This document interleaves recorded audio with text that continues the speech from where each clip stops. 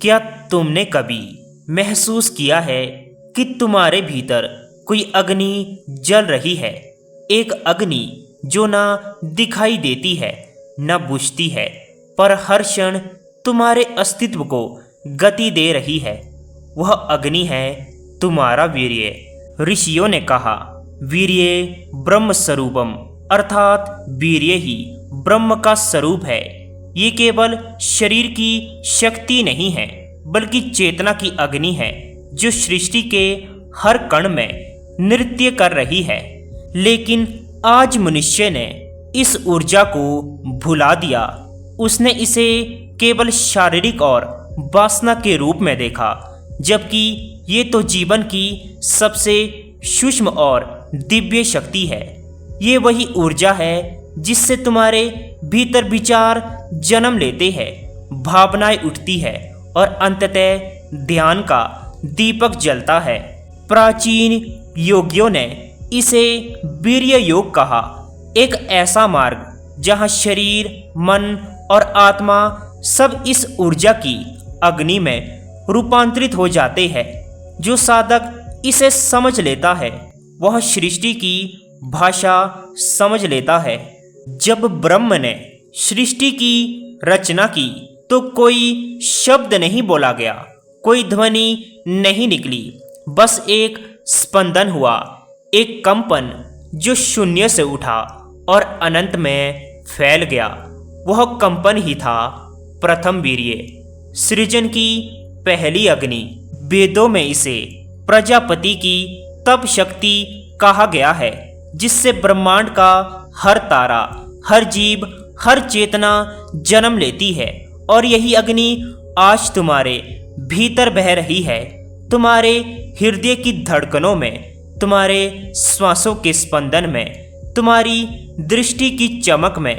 यह वही वीर्य अग्नि है जो जीवन को चला रही है। बहुत लोग सोचते हैं कि ब्रह्मचर्य या वीर्य संरक्षण का अर्थ है सिर्फ उसे रोक लेना, परंतु नहीं। रोकना तो पहला कदम है, परिवर्तन उसका सार है।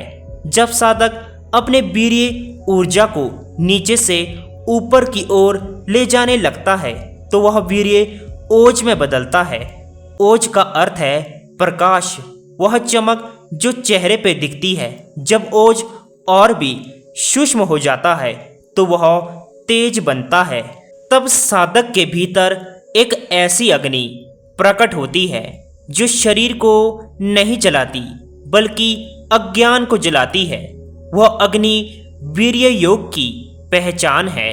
जो तुम देखते हो, जो सुनते हो, जो सोचते हो, वह सब तुम्हारे वीर्य को प्रभावित करता है, क्योंकि ये ऊर्जा सिर्फ शारीरिक नहीं, ये तुम्हारे विचारों की दिशा तय करती है। अगर तुम्हारी दृष्टि वासना से भरी है तो तुम्हारा वीर्य नीचे की ओर बहता है। अगर तुम्हारी दृष्टि साधना से भरी है तो वही वीर्य ऊपर उठता है, चेतना बनकर। इसीलिए कहा गया है, दृष्टि ही ब्रह्मचर्य है, क्योंकि जिस दिशा में दृष्टि जाती है ऊर्जा उसी दिशा में बहती है। प्राचीन तंत्र ग्रंथों में कहा गया है, वीर्य से गंध निकलती है और गंध से चैतन्य। इसका अर्थ है कि जब तुम्हारा शरीर शुद्ध होता है तो तुम्हारे आसपास की वायु तक बदल जाती है।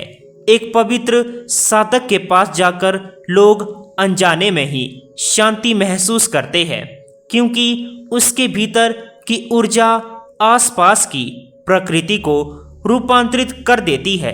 तो सोचो, अगर ये ऊर्जा इतनी गहराई से प्रकृति को प्रभावित करती है तो ध्यान में ये क्या कर सकती है। वीर्य योग का रहस्य यह है कि तुम अपने भीतर की उस अग्नि को भोग से योग में बदलो। भोग का अर्थ है ऊर्जा का बहाव बाहर की ओर, और योग का अर्थ है उस ऊर्जा का मिलन अपने ही स्रोत में, अपने ही भीतर। जब यह मिलन होता है तो साधक का शरीर एक ब्रह्मांड बन जाता है। हर कोशिका प्रकाश में बदल जाती है, हर श्वास जाप बन जाती है और हर मौन ध्यान बन जाती है। तब साधक जानता है सृष्टि बाहर नहीं, उसके भीतर जल रही है और वह अग्नि, वीर्य की अग्नि, कभी बुझती नहीं, क्योंकि वे स्वयं ही ब्रह्मांड की ज्वाला है। वीर्य योग का लक्ष्य केवल संयम नहीं है, वह तो एक अभ्यास है। इसका अंतिम लक्ष्य है परिवर्तन, जहां साधक शरीर, मन और आत्मा एक ही स्पंदन बन जाते हैं। जब ये स्पंदन उठता है तो साधक अपने भीतर ब्रह्मांड देखता है। वह समझता है सूर्य की चमक, चंद्रमा की शीतलता और आत्मा का मौन सब उस अग्नि में ही उत्पन्न होता है। यही वीर्य योग है, जहां साधक ब्रह्म और सृष्टि तीनों एक ही अग्नि में विलीन हो जाते हैं।